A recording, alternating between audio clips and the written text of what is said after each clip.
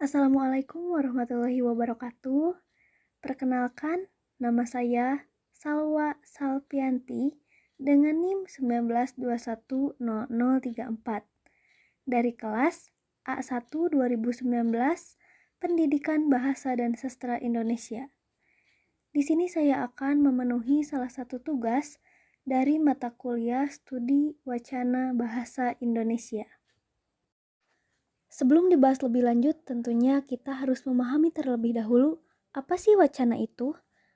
Nah, menurut Tarigan, dalam buku Jajah Sudarma tahun 1994,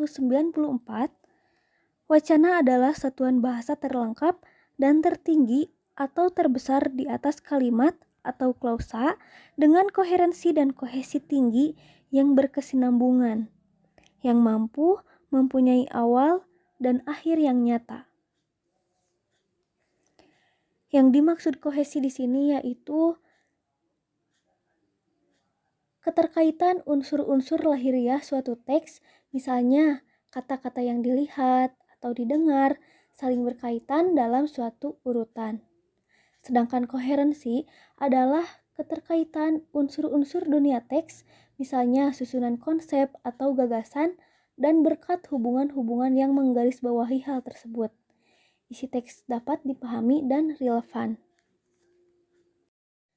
Yang kedua, menurut Alwi dan kawan-kawan pada tahun 2003, wacana adalah rentetan kalimat yang berkaitan sehingga membentuk makna yang serasi di antara kalimat-kalimat itu.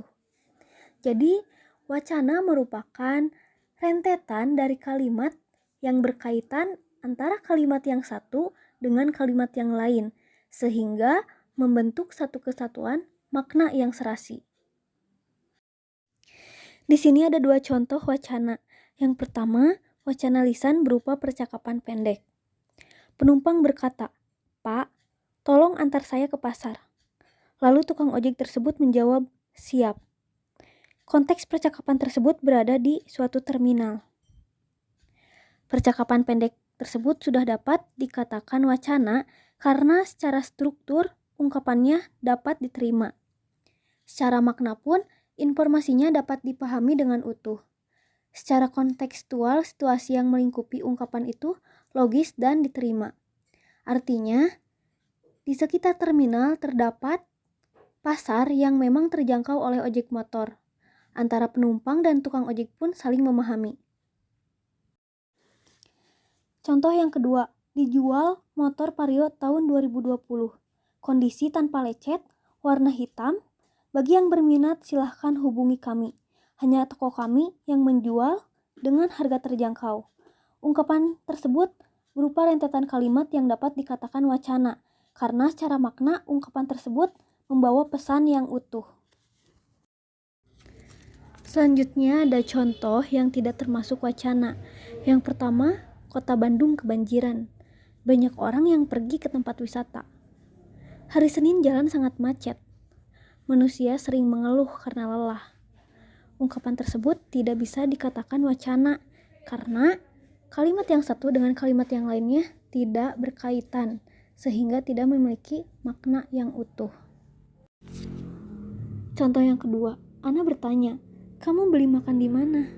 Tommy menjawab, "Makanan ini enak sekali ya."